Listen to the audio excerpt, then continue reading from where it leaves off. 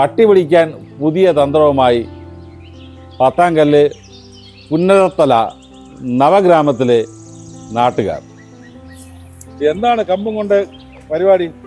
ഇവിടെ ഭയങ്കര പട്ടി ശല്യം. പിള്ളേർക്കൊന്നും സ്കൂളിൽ പോകാൻ ഒരു സന്ധ്യ കഴിഞ്ഞാൽ പുറത്തിറങ്ങാനൊന്നും പറ്റുന്നില്ല. അപ്പം അത് അവർക്കൊരു സ്വയരക്ഷയ്ക്ക് വേണ്ടിയിട്ടുള്ള ഒരു മാർഗമായിട്ടാണ് ഇത് കണ്ടെത്തി. ഞാൻ ആവശ്യക്കാർ ഈ പട്ടി വരുമ്പോൾ നമുക്ക് ഈ കെട്ടിനെ അഴിക്കുക, അത് പട്ടിയെ നേരിടുക. തിരിയില്ല കൊണ്ടുപോയി അങ്ങ് ദൂരെ അപ്പുറത്തെ പോസ്റ്റിൽ ഇതുപോലെ അങ്ങറ്റം വരെ ഉണ്ട്, അവിടെയൊക്കെ കമ്പ് വെച്ചിട്ടുണ്ട്. എല്ലാ പോസ്റ്റിലും കമ്പുണ്ട്.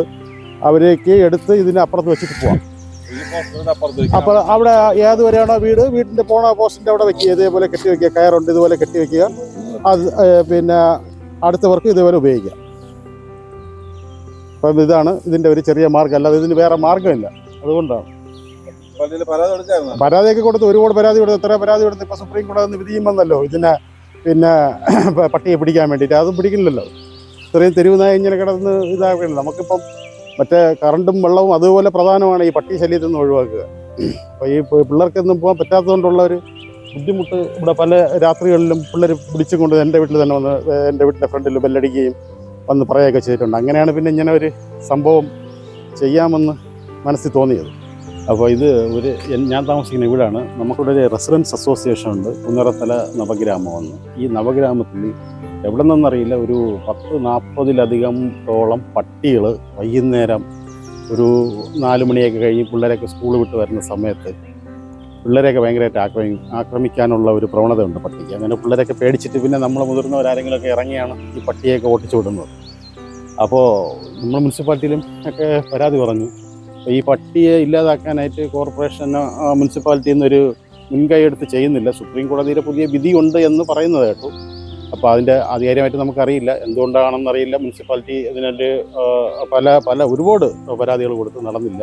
അപ്പോൾ ഇനിയിപ്പോൾ എന്തായാലും സ്വന്തമായിട്ട് നമ്മൾ ഒരു സെൽഫ് ഇതെന്നുള്ള രീതിയിൽ, പ്രൊട്ടക്ഷൻ എന്നുള്ള രീതിയിൽ എല്ലാ പോസ്റ്റിലും ഓരോ കമ്പ് ഒരു വടിയെടുത്ത് വെച്ചിട്ടുണ്ട്. ഈ വടി വെച്ചിട്ടുണ്ടെന്ന് പറഞ്ഞാൽ ആർക്കെങ്കിലും പെട്ടെന്ന് ഈ പട്ടിയുടെ ഒരു ആക്രമണം ഉണ്ടാവുകയാണെങ്കിൽ ഇത് പിന്നെ കമ്പെടുക്കുക, പട്ടിയെ ഓട്ടിക്കുക. അപ്പം ഈ പോസ്റ്റുകൾ കണക്കാക്കി വെച്ചിട്ടുണ്ട്.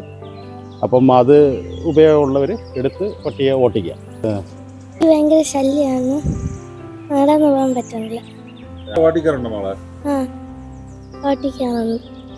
നടന്നു പോകുമ്പോ ഓട്ടിക്കും അല്ലേ? പിന്നെ എങ്ങനെ രക്ഷപ്പെട്ടു പോകുന്ന? കമ്പുണ്ടോ? കമ്പ് വെച്ച് ഓട്ടിക്കും. ശല്യമുണ്ട്. വേണ്ട കയ്യിരിക്കുന്ന കുഞ്ഞിനെ പോലെ ഊത്തിരിക്കാൻ വേണ്ടി ബൗ എന്ന് പറഞ്ഞുകൊണ്ടിരിക്കും. അടുത്തുള്ള വീട്ടിൽ അടുത്തുള്ള കുട്ടികൾക്ക് സ്കൂളിൽ പോകാൻ പോലും പറ്റുന്നില്ല.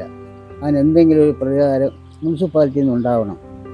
ഇല്ലെങ്കിൽ നമ്മൾ വീടും കൂട്ടിയിട്ട് വല്ലതും പോകേണ്ടി വരും. മക്കളെ പട്ടി ശല്യം കൊണ്ട് വെളിയിറങ്ങാൻ നിർത്തിയില്ല.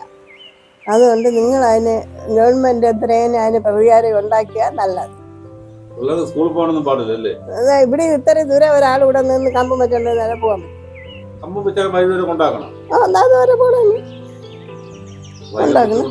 രാത്രി വൈകുന്നേരം വരുമ്പോഴും ഇറങ്ങി നിൽക്കണം. അല്ലെങ്കിൽ അവർക്ക് വണ്ടിയിൽ ഇറങ്ങി വന്നാൽ പോരായിരുന്നു.